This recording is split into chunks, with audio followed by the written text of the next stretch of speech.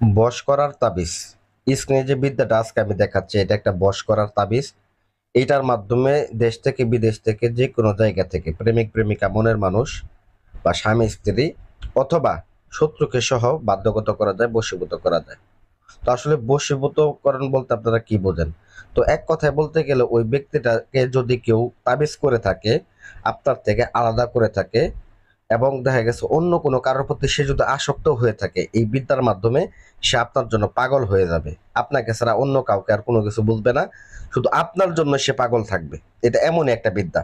তো এই বিদ্যাটা কিভাবে কাজ করে এইখানে আমি পূর্ণাঙ্গ নিয়মে আমি আপনাদেরকে বলেইতেছি। অবশ্যই ভিডিওটা না টেনে ভিডিওটা প্রথম থেকে শেষ পর্যন্ত দেখবেন, তাহলে বুঝতে পারবেন কিভাবে বশীভূত করতে হয়। তো অনেকে হয়তো বা কাজ করছেন কিন্তু এরকম ভাবে কাজ করতে পারেন নাই, এই জন্য আমি ডাইরেক্ট সরাসরি কাজ করে দেখাইতেছি। ভিডিওটা না দেখলে বুঝতে পারবেন না। আপনি কাজ নিজে না করেন, তবে আপনি ভিডিওটা ভালো করে পূর্ণাঙ্গ ভাবে দেখবেন, তারপরে আপনার মতো অন্য কবিরাজের কাছে যান বা আমাদের কাছে কাজ করেন, যেখানে খুঁজে কাজ করতে পারেন, বা নিজেদের কাজ নিজেরা করেন। তো আমি এখানে নিয়ম সহ দিয়ে দিতেছি। তো এখানে একটা মন্ত্র আছে, তো মন্ত্র পাঠ করবেন এবং চন্ডালের যে আমার হাতে হাড়টা আছে এই হাড়টা দিয়ে মন্ত্রবদ্ধ করে নিতে হবে।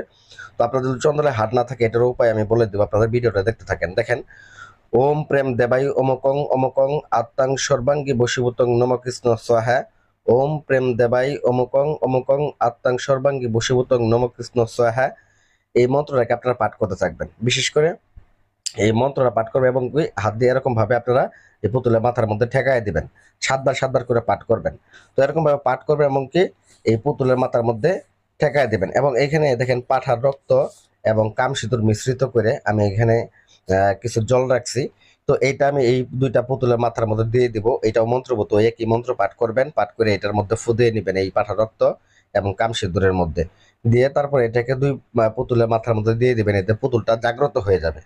মানে এখানে বিশেষ করে যাকে আপনি বশটা করবেন অমুক অঙ্গের জায়গায় অবশ্যই মন্ত্রের মধ্যে ওই ব্যক্তির নামটা বলে দেবেন। আর পুতুলের মধ্যে তো অবশ্যই তার মেয়ের ক্ষেত্রে মেয়ের নামটা, ছেলের ক্ষেত্রে ছেলের নামটা অবশ্যই তো লিখে নেবেন। আর বিশেষ করে মেয়ের ক্ষেত্রে মেয়ের মায়ের নামটা সহ লিখবেন, ছেলের ক্ষেত্রে ছেলের বাবার নামটা সহ লিখে দেবেন। তো বিশেষ করে এই কাজটা করতে হবে যে কোনো শনিবার অথবা মঙ্গলবার। আপনারা সাধারণ যে বশীকরণ গুলা দেখেন, এই বশীকরণ গুলার থেকে এটা একটু ভিন্ন ধরনের।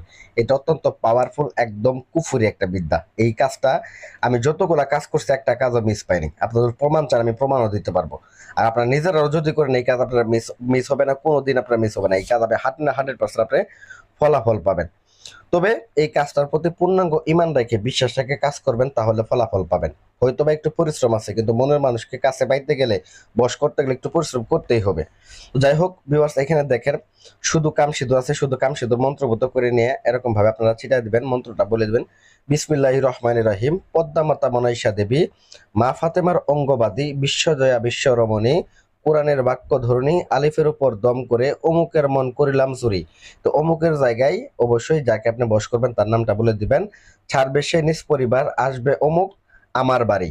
অঙ্গে দিলাম মিম হরফ। যে এইখানে আমার আছে, ওইখানে যদি আপনি কোনো কবিরাজ হয়ে থাকেন, কোনো লোকের কাজ করে দিয়ে থাকেন, সেক্ষেত্রে ওই ব্যক্তির নামটা বলে দিবেন। যেমন ধরেন যে মিম আসবে আসিফের বাড়ি, অঙ্গে দিলাম মিম হরফ, মস্তিষ্কে মারিলাম ছুরি, দুহাই লাগে এক্ষুনি ছুটে আই আমার বাড়ি।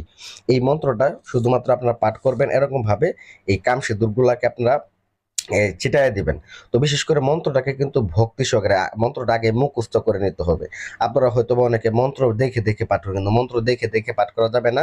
মন্ত্র পাঠ করতে হলে অবশ্যই মুখস্থ আকারে মন্ত্র পাঠ করতে হবে। এবং কি এই মন্ত্রটাকে বিশেষ করে আমি সিদ্ধ করে দিয়ে দিয়েছি, আপনাদের সিদ্ধ করে নিতে হবে না। তো এরকম ভাবে আপনারা কি করবেন, এই ওর যে মন্ত্রবোধ কাম সিঁদুরটা আছে এটা নিক্ষেপ করে দেবেন এবং এই মন্ত্রটাকে পুনরায় আপনারা জপ করবেন।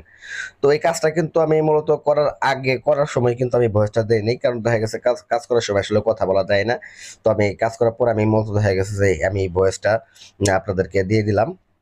তো অতঃপর এই পুতুলটা যখন পূর্ণাঙ্গ আকারে জাগ্রত হয়ে যাবে, মন্ত্রভূত হয়ে যাবে, এখানে কিন্তু আগে এই নকশাটা আমি অঙ্কন করে নিয়েছি। এই নকশাটা কিন্তু আপনারা যদি অঙ্কন করতে চান, সেক্ষেত্রে নকশা দরকার হয়, সেক্ষেত্রে আমার এই স্ক্রিনে দেওয়া হোয়াটসঅ্যাপ নাম্বারে যোগাযোগ করবে যদি কাজ করেন। তো আমি এই নকশাটা আপনাদেরকে দিয়ে দিব এবং এটা যদি আরো কোনো আপনাদের বুঝতে অসুবিধা হয় আমি আপনাদেরকে দিয়ে দিব। তো এই কাজ এছাড়া যারা